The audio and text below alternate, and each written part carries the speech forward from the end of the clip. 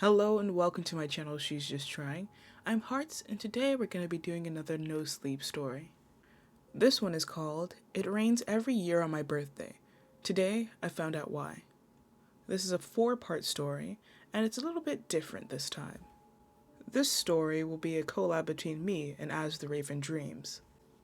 As the Raven Dreams is a fellow No Sleep reader. He's pretty good, I really like his voice, and I've been subscribed to him for quite a while, and you should subscribe too. So, without further ado, let's get right into part 1. It rains every year on my birthday. Today I found out why. Part 1. By Yusash A.M. Haphazard. The front door tore open as the first rumblings of thunder burst through the early evening air. I could barely say hello before my mom threw an arm around my shoulders and tugged me inside. "Bert! Haley's finally home!" I laughed as she pulled my bag from my hand and started fussing over me, brushing my hair back, squeezing my cheeks together. It was a habit I'd always hoped she'd grow out of as I reached adolescence, but after 7 long months away, I had to admit, it made me feel right back at home. "Mom, stop. I'm fine," I insisted half-heartedly. "You're late." She stuck one of those fingers right in my face and wagged it around. "Dinner's been done for half an hour." Her eyes flickered to the front window, where the first droplets of rain had begun to spit from the sky. "And it's about to storm." "Of course it is." I shook my head and chuckled. It was a running joke in our family at this point. Every year on my birthday, it rained, without fail. For as long as I can remember, birthdays were marked by gathering around the dining room table, eating cake and opening presents, all while watching the world drown out from outside. Thankfully, birthdays were always family events. There was always time for friends, my parents told me, but I only had so much time left to spend with them. "Let me put my stuff away. I'll be down in a second," I said, starting up the stairs. With each step, my head throbbed like an overinflated balloon. My early birthday celebration the night before had been a success, but the hangover left in its wake was particularly wicked. My bedroom sat at the end of the hall, untouched since I left for college in the fall. It was a strange little time capsule of our old friends and faded memories that by now felt like another lifetime. I smiled and tossed my backpack on the bed. Something delicious tickled at my nose as I made my way back downstairs and headed down towards the dining room. My mom's famous jambalaya was another birthday tradition. It sounded like the perfect thing to settle my stomach. And my nerves. My dad was already seated at the head of the table, a tumbler of scotch in hand that he raised in a toast as I rounded the corner. "And there she is," he boomed, his thick brown mustache bobbing over his lip for dramatic effect. "The prodigal daughter returns." "Oh, shut up." I laughed and headed over for a quick hug. Soon enough, we'd settled in and all had an overflowing plate in front of us. They wasted no time before falling back into their familiar routine of grilling me on just about every subject they could think of. Grades, friends, my new part-time job. My parents have always been involved, to say the least. It was another one of those things I'd only ever been able to start appreciating with time. "How's that dorm life?" my dad asked as my mom hopped up to start scooping dessert. "That roommate of yours still stealing your clothes?" That's actually something I wanted to talk to you guys about." My stomach sank to the floor and blood rushed to my cheeks. "What's that?" asked my mom. "Well, you guys know I had such bad luck last year with her. It really interrupted my studies," I stressed. "You didn't tell us that."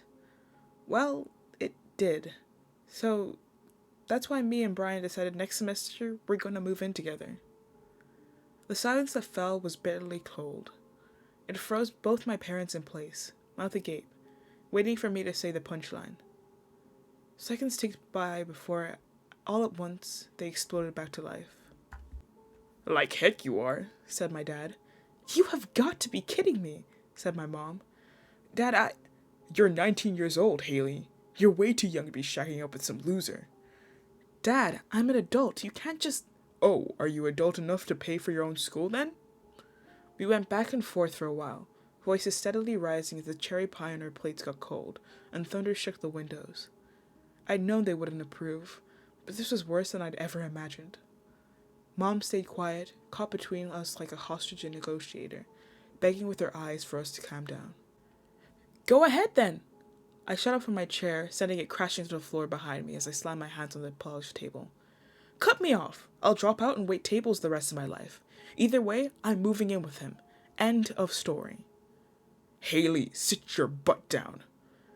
His shouting grew distant as I turned and stormed back down the hall and up the stairs, eventually slamming my bedroom door behind me. It was juvenile, perhaps, but it still felt good to make the frame quake behind me as I took pacing to my room. Frustration bubbled under my skin like a shaking soda bottle, ready to burst. How many fights attended this way?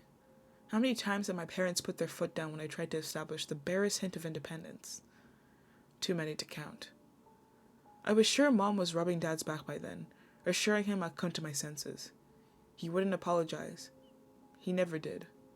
Instead, he'd wait for me to sulk back with my tail between my legs, ready to apologize and give in to whatever he decided was right for me. Freak that. I slung my backpack back down my shoulder and grabbed my keys. I'd drive 50 more hours if it meant I didn't have to look at his smug face waiting for me to cow. I heard their voices muttering from the dinner table as I swung the front door open. The musty smell of rain hit me like a brick, while the chilled breeze washed down my lungs like a glass of ice water. Haley! My mother screamed from the other room. Pulling the hood of my jacket snugly over my head, I darted off the porch. A wave of pain exploded in my body, so intense my vision went black for a moment, so consuming I couldn't tell right away where it had come from. Before I knew it, I was being lurched backwards by something wrapped tightly around my neck. I hit the porch with a thud. The pressure eased. My mother knelt over me, eyes wide as dinner plates. "Oh God," she whispered. The pain, it was still there, burning, spreading. It prickled along my cheek and my hand. I moaned, a low, kneeling noise that I almost didn't recognize as my own. And then I lifted my hand up to my front of my face. A sob tore from my lips as I caught sight of it. It was like acid had been splashed across my skin. Gelatinous clumps of flesh had melted away, dripping down to my wrists and coagulating on the sleeve of my hoodie. It was still going, a bubbling liquid eating away at everything in its path. Even worse was what lay underneath it. Instead of pearly white bones I might expect jutting out from the mess of ruined flesh, something else sat there instead. They were fingers, sure. My fingers, given how they clenched and moved in turn with the waves of pain that coursed through me. But they were as black as the night around us, made of hundreds of delicate, intertwining bones that reminded me of birds' legs. They joined at the top with a vicious point. A scream bubbled up at the back of my throat, trapped there as a tear-streaked eyes darted to my mother's worried face. She barely glanced at my misshapen hand, though did reach down to give my covered shoulder a comforting squeeze. Her eyes turned to find my father shaking in the doorway. "Bert," she gasped, raising her free hand to cover her trembling lips. "They're going to find her."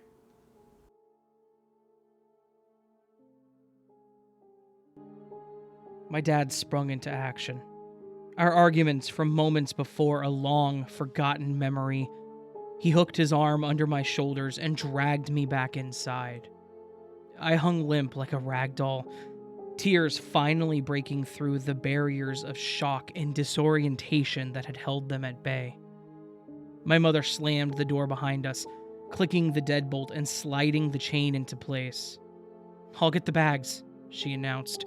My father gave one quick, grim nod. "I'll get the car ready." "What's happening?"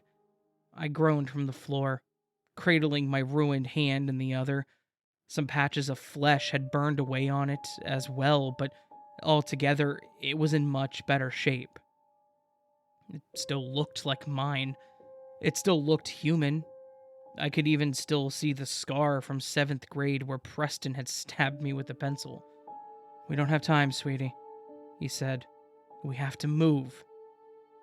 He disappeared down the hallway, and I heard the door in the garage crash open. I was left alone to hiccup and cry on the foyer floor until I'd finally calmed enough to pull my unsteady feet back underneath me. My face still burned.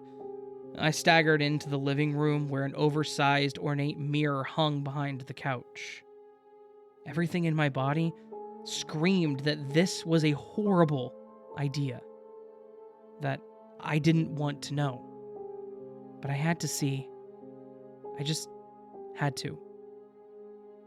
Even still, I gasped.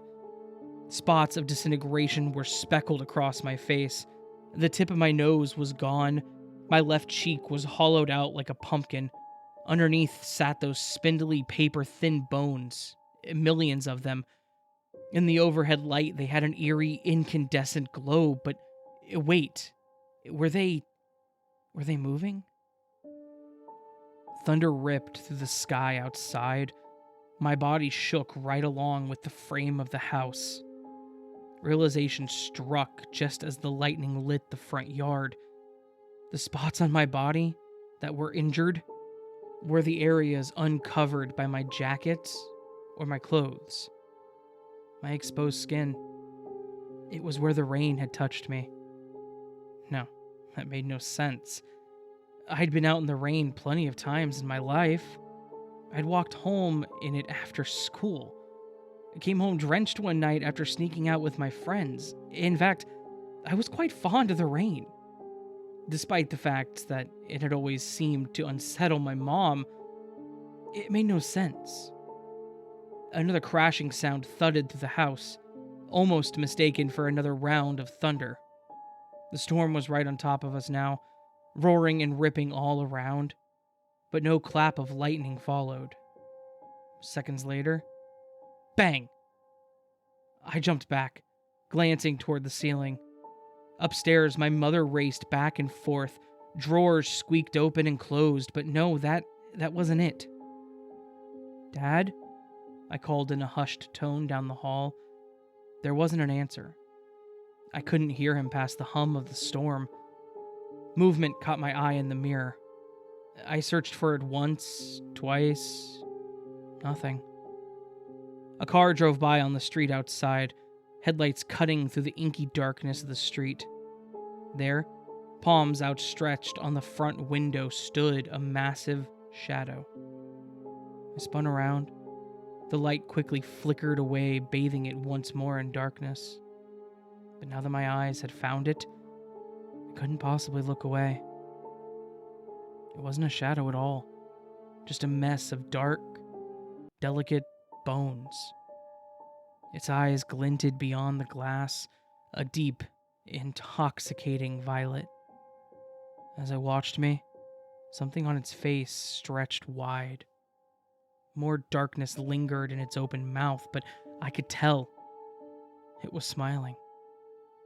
I screamed, all the horror that had welled up inside of me reaching a shrill, piercing crescendo.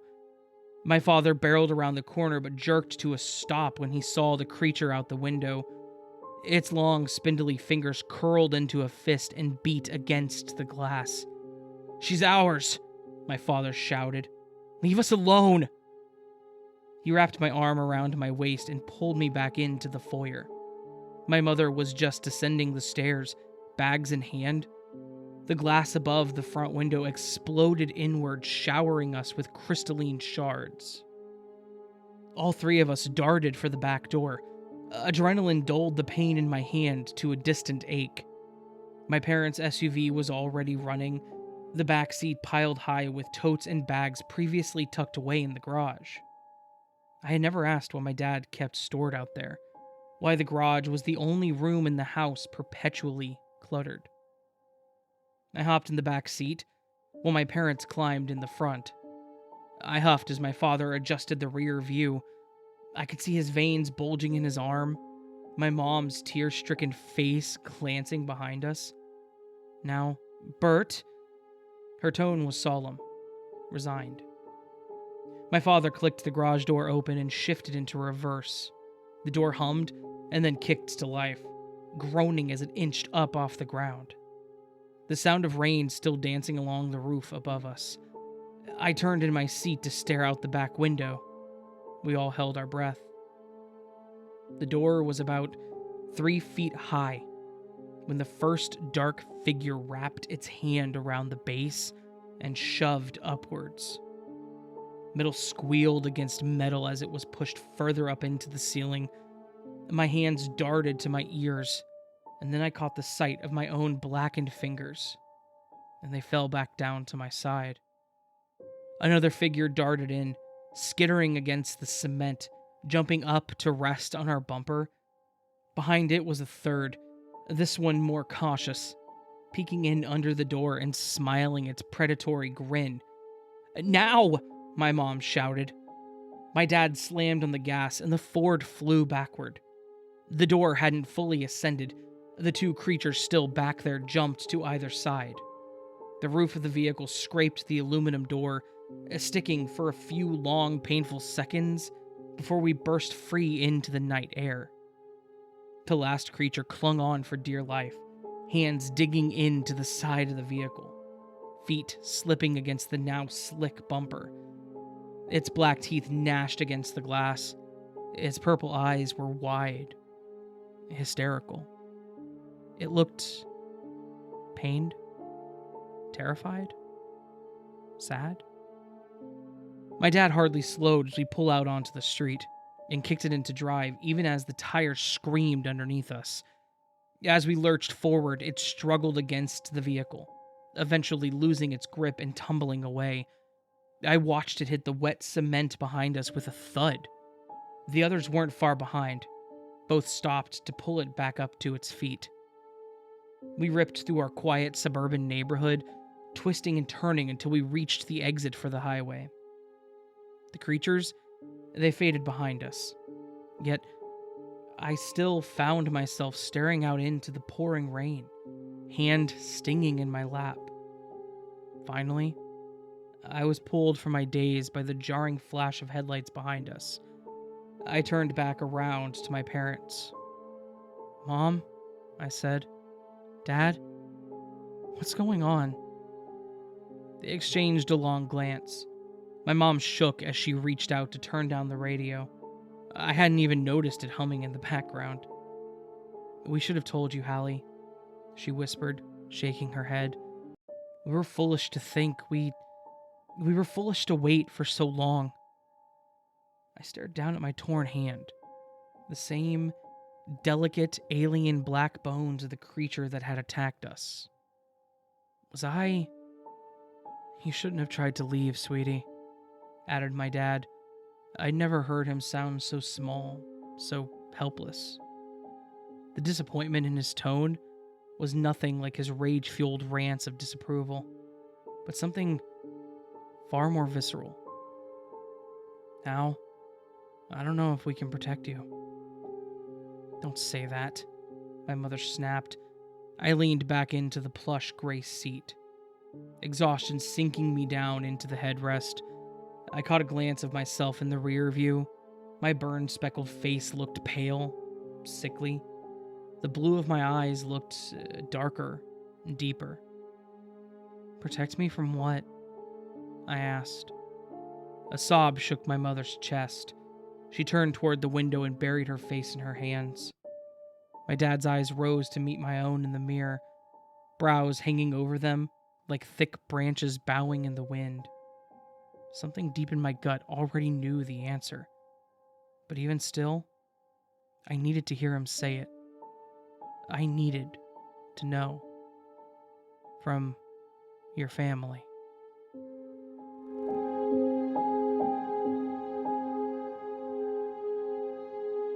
Thank you for watching my channel, She's Just Trying. If you'd like to see part 3 and 4 of this story, it'll be uploaded tomorrow on As the Raven Dreams channel.